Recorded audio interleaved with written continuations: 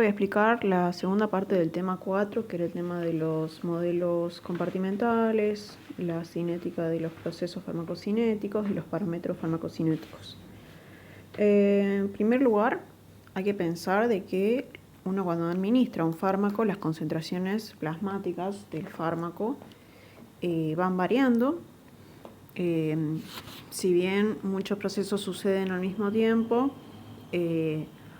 hay ciertos momentos donde predominan más que otros. Por ejemplo, al principio predomina más la absorción, después predomina más la distribución y después, bueno, todos estos procesos.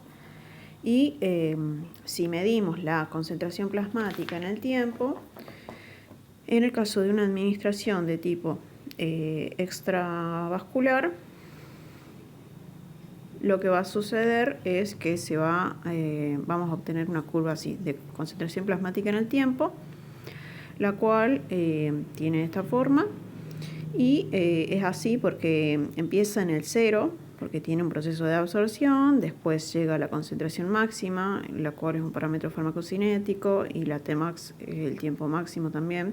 Después voy a describir qué son cada uno de los parámetros y para qué sirven. Y después de esto empieza el proceso de distribución, de metabolismo y después el de eliminación, y por eso llega a bajar. Y se usa la concentración plasmática del fármaco en el tiempo debido a que, y no la cantidad o concentración del fármaco en el sitio de acción, debido a que es difícil medir esa cantidad. Es posible, pero es difícil, entonces lo que se hace es justamente medir la concentración plasmática y listo, porque esta es proporcional a la cantidad que va a haber disponible en el sitio de acción. Y además de esto, hay una serie de modelos compartimentales que son una... y antes de continuar, en este caso la curva es por una administración extravascular debido a que tiene un proceso de absorción, y cuando es intravascular lo que se observa es que empieza desde ya un valor de concentración plasmática y después va bajando, en vez de tener esa subidita. Ahí hay como una comparación de las gráficas de las curvas plasmáticas en el tiempo. No sé en qué quedé. Los modelos compartimentales son representaciones, entonces, simplificadas del organismo, de cómo se comporta el fármaco en el organismo. Y hay tres tipos. Tenemos el modelo compartimental monocompartimental, o sea, de un compartimiento. Después tenemos que es así. Ya lo voy a describir, pero bueno, es así. Después tenemos el de dos compartimientos, que está representado por dos cubitos, así. Y después está el de tres compartimientos, que está representado por esto así. Parece chino, pero todo tiene un sentido. Empezando con el modelo de un compartimiento. Este modelo representa al organismo de forma simplificada, como si fuera un solo sitio o compartimiento, donde hay una vía de ingreso, una vía de salida. Este representaría el organismo, donde una vez administrado el fármaco se distribuye de forma instantánea y la concentración en todos los puntos supuestamente o considera que es homogénea en cualquier sitio. Y si bien es bastante simplificada, entonces es medio absurda ese modelo para poder representar algo verdaderamente realista, pero sí sirve como herramienta práctica para calcular y comprender los parámetros farmacocinéticos. Y las curvas que se obtienen de esta representación son, por un lado, en el caso de una administración extravascular, acá, porque empieza en el tiempo 0, que es la misma que había mostrado acá, y en el caso de ser una administración intravascular, empieza ya en una cierta concentración inicial y después empieza a bajar. Y esas son las constantes de eliminación. El tema de la distribución, ya dije que es instantánea y la concentración homogénea en todos los sitios. Y Y bueno, eso sería como la principal diferencia entre una administración intravenosa y una extravascular. En este caso se suma el proceso de absorción y en este no tiene el proceso de absorción debido a que directamente se administra de forma intravenosa.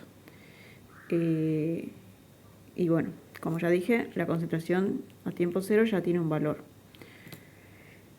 Y después está el modelo de dos compartimientos, donde se representa el organismo con un compartimiento central y uno periférico. Es parecido al anterior, solamente que se suma un cuadrito más. Y bueno, este sería el central, que representa a los tejidos más irrigados, y el periférico, tejidos menos irrigados.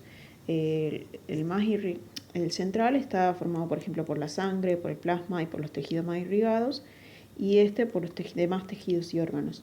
Y al administrar el fármaco, en realidad a este dibujito le faltaría la vía de ingreso. Al administrar el fármaco, lo que sucede es que primero se concentra en el compartimiento central y después se distribuye hacia el periférico por capilares fenestrados y bueno, se distribuye al resto del organismo. Y cuanto más aumente la concentración en el plasma, mayor va a llegar a los órganos y los tejidos. Y en una administración intravenosa, en el caso de este modelo, lo que se va a observar es una curva así, donde también empieza en tiempo cero en cierto nivel de concentración, y en una administración extravascular empieza en el tiempo cero en una concentración cero, que es básicamente la misma curva que había mostrado antes. Lo que importa acá es entender qué significan los cuadritos.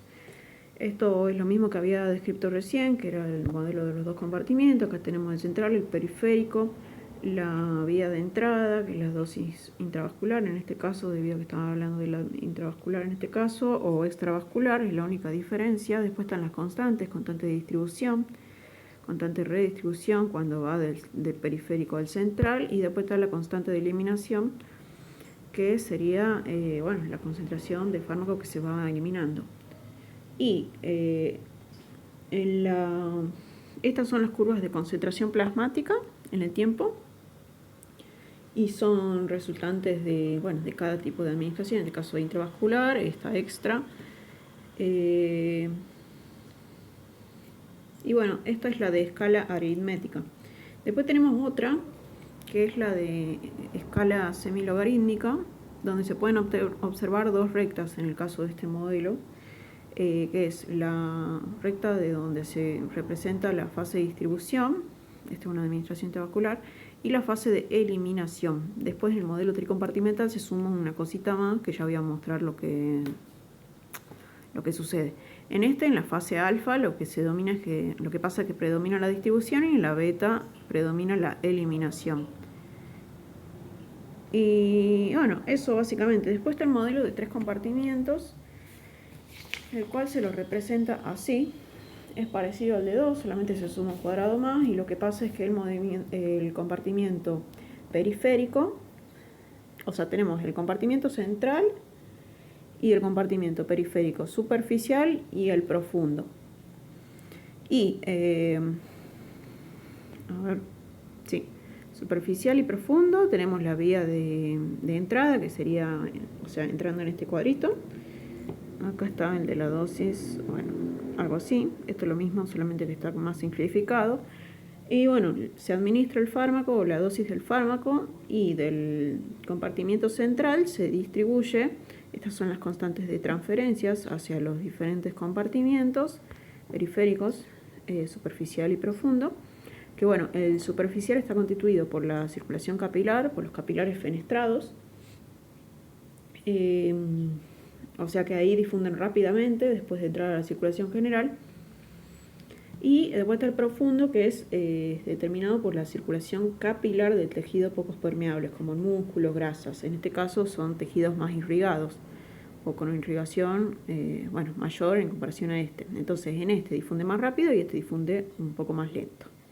Y después está también, bueno, la constante de redistribución y después la constante de eliminación, que es igual a la otra. Y por último, con respecto a esto de los compartimientos, bueno, acá hay una cuestión comparada. Este era el monocompartimental, este era el bicompartimental y este es el tricompartimental. Y esta es la curva en una administración intravascular donde se representa esa farmacocinética en los tres compartimientos, donde acá hay una fase alfa que representa la predominancia de la distribución rápida, después una fase beta, que esta es la que se suma en comparación a la otra curva de los bicompartimientos. En este caso es la de eliminación, la beta, y en este caso la beta es de distribución más lenta, del central al profundo, periférico profundo, y después tenemos el de la eliminación, que es el gamma, que se suma, a diferencia de este que no la tiene. Y bueno, esto de la importancia de las concentraciones plasmáticas ya la dije, o sea, medimos las concentraciones plasmáticas porque son un buen indicador de las concentraciones del fármaco en el sitio de acción. Y bueno, porque es difícil también medir la concentración exacta, o es más complicado, se puede, pero por una cuestión ética, como es más invasivo, no se mide en el sitio, la exacta en el sitio de acción. Y después, bueno, ya nombré más o menos en qué consisten los modelos compartimentales, cómo son sus curvas. Después tenemos el efecto de caja negra, que este concepto se refiere a cuando uno administra un fármaco, pero no se conoce la farmacocinética y la farmacodinámica del mismo, o sea, lo que le hace el cuerpo a ese fármaco y lo que le hace ese fármaco al cuerpo. Pero bueno, si lo conocemos, entonces no es un efecto de caja negra. Y bueno, esto ya lo describí, que es como en qué consisten los compartimientos, cuáles son y demás. Y bueno, como habíamos dicho, el monocompartimental permite entender los parámetros farmacocinéticos. ¿Pero qué son los parámetros farmacocinéticos? Estos son valores matemáticos, o sea, son números que nosotros obtenemos que representan esos procesos biológicos farmacocinéticos que describí antes. O sea, son valores que representan la absorción, la distribución, el metabolismo y demás, y esos procesos permiten entender cómo es que va viajando el fármaco en el cuerpo. Y acá está, por si no quedó claro, son valores o expresiones que representan los procesos biológicos, que eran estos del ADME. Y ¿qué más? Bueno, esto ya lo describí, es básicamente cómo es que van sucediendo los diferentes procesos, cómo están representados con la curva de concentración plasmática. Y bueno, acá está de nuevo la definición de parámetros farmacocinéticos para que quede bien claro, porque esto es medio confundible. Como dije antes, eran valores numéricos o expresiones matemáticas con cierta magnitud que representan los procesos fisiológicos y sirven para entender cómo es que suceden, y también para poder comparar o establecer diferencias en procesos farmacológicos entre diferentes principios activos. Es para entender básicamente cómo es que funciona la variación de las concentraciones plasmáticas. Y bueno, para eso están justamente los modelos compartimentales, que eran la representación simplificada del organismo y de cómo interacciona el fármaco con el cuerpo. Después, antes de entrar a definir cada uno de los procesos, de los parámetros farmacocinéticos, primero voy a explicar la cinética de los procesos, la cual básicamente el objetivo de la farmacocinética es caracterizar los procesos y estimar la velocidad en que suceden, porque estos procesos varían en magnitud, velocidad y también entre especies.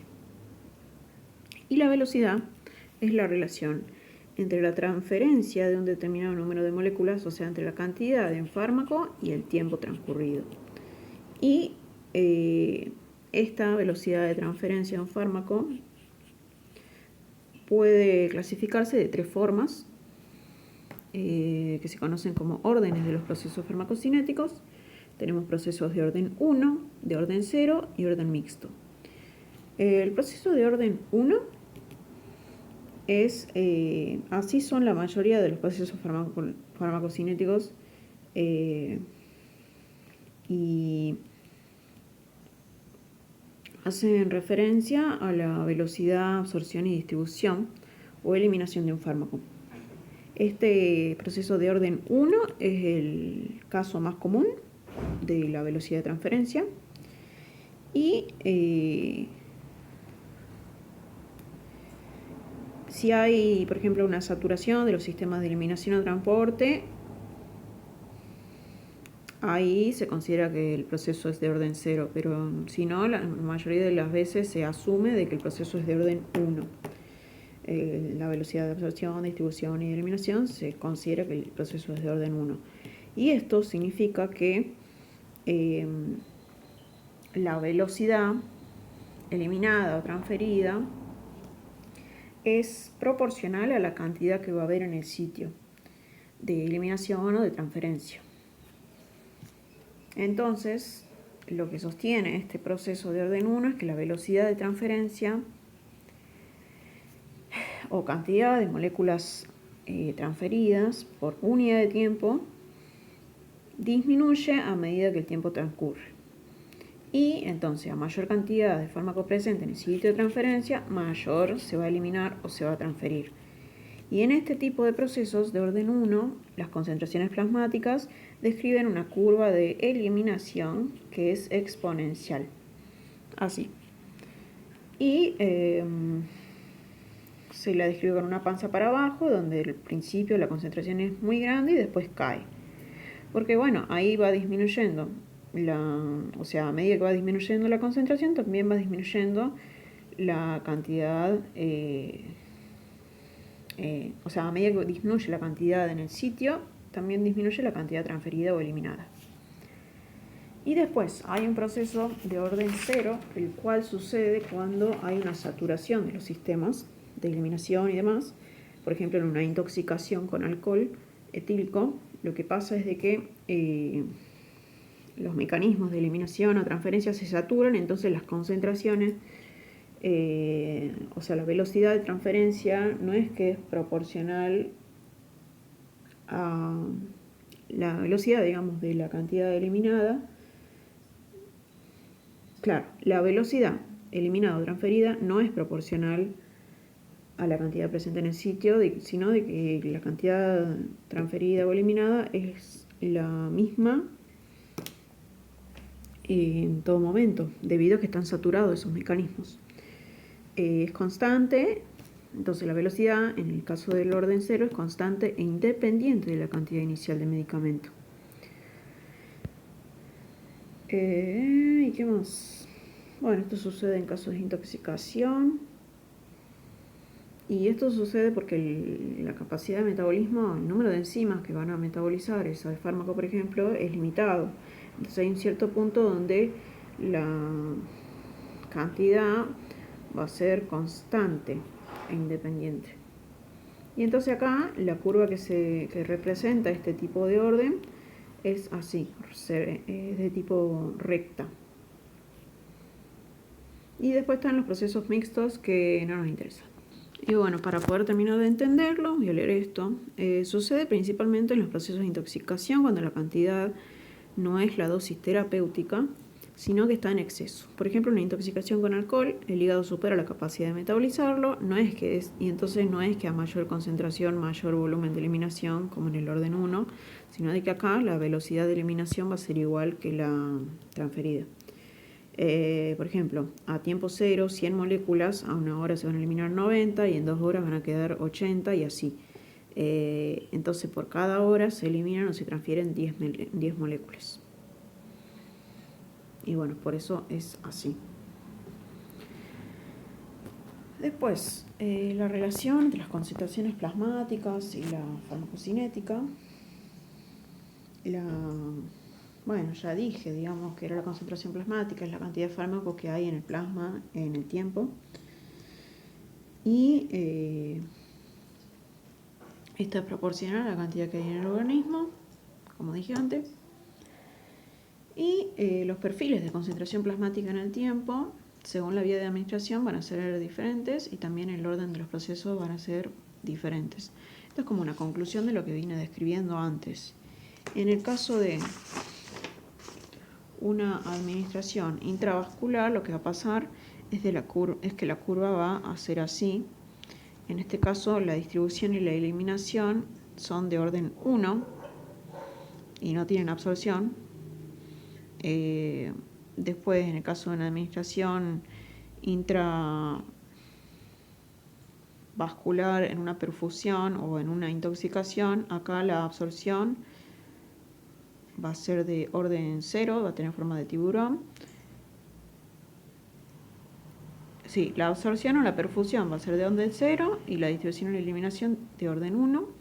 Y después, en el caso de una administración extravascular, la curva va a ser así. Donde el proceso de absorción, distribución y eliminación son de orden 1. Y entonces, como había dicho antes, por regla general, el proceso de absorción de un sitio a la circulación sistémica siempre sucede por orden 1, siempre, al menos que se demuestre lo contrario. Y en una vía parenteral, la absorción o la perfusión se va a considerar de orden 0. En este caso, la curva plasmática es muy particular, se parece a la aleta del tiburón, porque el aumento de la concentración plasmática sucede lentamente y después llega a una meseta o estado de equilibrio estacionario, que este es un parámetro farmacocinético, donde se alcanza la cantidad de fármaco ingresado, o sea, la cantidad de fármaco ingresado es igual al eliminado, por eso se dice que es de orden 0. Y esa meseta se prolonga en el tiempo y después las concentraciones plasmáticas tienen una curva similar a la intravascular, donde la eliminación es de orden 1. Por último, los parámetros farmacocinéticos, que había dicho que eran como los valores matemáticos, expresiones matemáticas de estos procesos biológicos que permiten entender y comparar determinados principios activos y entender cómo es que cómo va funcionando todo esto. Tenemos diferentes parámetros. Tenemos el volumen de distribución, el área bajo la curva, el clearance, la concentración máxima, el Tmax, la semivida de eliminación, el estado de equilibrio estacionario o concentración en estado de equilibrio estacionario y también la biodisponibilidad. Son entonces en total 8 parámetros farmacocinéticos y estos son muy importantes de entender qué es lo que son, para qué sirven y más o menos qué significan un valor alto o bajo de cada uno. Y bueno, vamos a ir de a poco. El volumen de distribución. El volumen de distribución es la relación entre la dosis administrada, o sea, la cantidad de fármaco que entró en el organismo y la cantidad de fármaco que hay, o sea, y la concentración plasmática de ese fármaco en el plasma, observada en un tiempo determinado. Este es solamente un concepto matemático que se usa con fines terapéuticos y es un volumen teórico, donde el fármaco está presente y bueno, no es real, no es un volumen fisiológico. Entonces la relación, a ver, acá está mejor, un volumen teórico que relaciona la cantidad de fármaco o dosis administrada en el organismo y la concentración plasmática de ese fármaco en el plasma. ¿Y este sirve para qué? Para calcular la cantidad de fármaco que hay en el organismo a partir de una concentración plasmática. O sea, si yo tengo la concentración plasmática de un fármaco, puedo calcular así la cantidad de fármaco que entró con este parámetro. Y también permite conocer el sitio donde se concentra la droga. Y un volumen de distribución alto significa que abandona rápidamente los vasos y que se concentra en los tejidos corporales. No por eso es mejor, pero eso es lo que significa un valor mayor de distribución en comparación a otro que sea menor. Después está el clearance, que es el volumen de plasma o de sangre que se depura o que se limpia del fármaco por unidad de tiempo.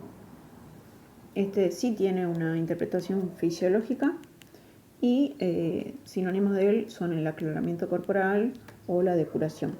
Y este sirve para saber la velocidad en que desaparece o se elimina ese fármaco y también la frecuencia en que tengo que administrar el fármaco, porque ahí sé más o menos en qué momento va a desaparecerse o eliminarse. Entonces tengo que saber, permite saber la frecuencia en que yo voy a tener que dar, por ejemplo, un fármaco cada 6 horas o cada 4, dependiendo del tipo de clearance que tengan. También, por otro lado, un clearance alto significa que dura, o sea, que se elimina rápidamente. Entonces, la frecuencia de administración tiene que ser mayor, y un clearance bajo significa que dura más, porque se elimina más lento, y la velocidad en que desaparece es más lenta, y la frecuencia de administración tiene que ser más cada tanto, porque dura más, básicamente. Después está la semivida de eliminación o vida media, que es el tiempo en que tarda el fármaco en eliminarse a la mitad de la dosis administrada después de haber alcanzado el equilibrio. No, tiempo que tarda el fármaco en disminuir a la mitad después de haber alcanzado el estado de equilibrio estacionario. Y sirve para conocer también la velocidad en que desaparece y la frecuencia de administración, o sea, lo mismo que para el clearance. También permite para predecir la acumulación del fármaco y el tiempo del estado de equilibrio estacionario. Y una semivida de eliminación alta significa que se elimina más lento que la que tiene un valor menor. Y para eliminar el 99,9% del fármaco tiene que pasar al menos 10 semividas. Eso es como algo a tener en cuenta, que ya está como confirmado.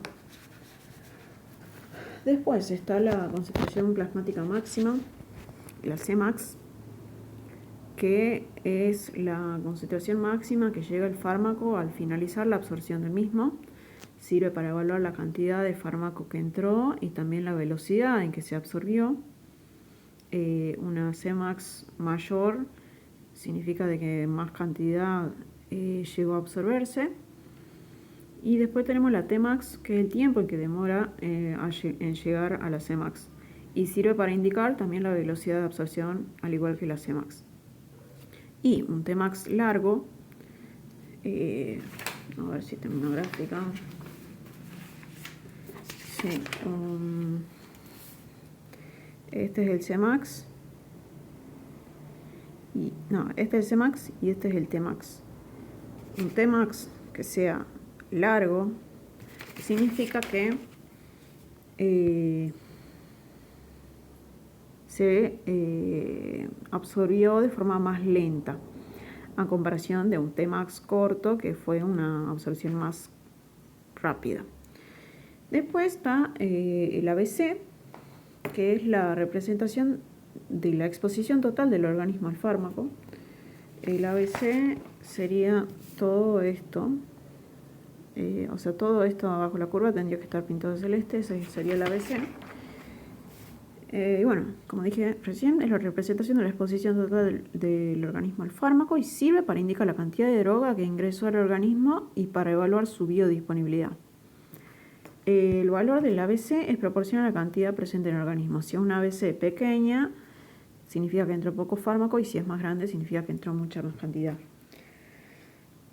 Y por último tenemos el CSS, que es el estado de equilibrio estacionario, o meseta, que es cuando el fármaco tiene una misma velocidad de ingreso y de eliminación.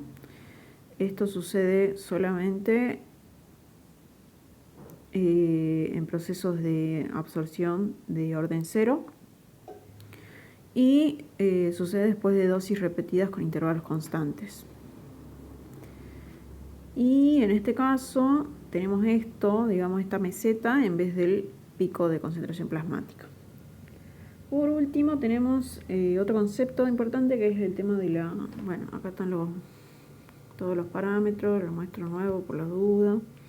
Y después tenemos el concepto de ventana terapéutica, que es el rango de concentración sanguínea en que un fármaco puede producir efectos terapéuticos sin provocar efectos tóxicos ni letales, pero sí tiene un efecto terapéutico.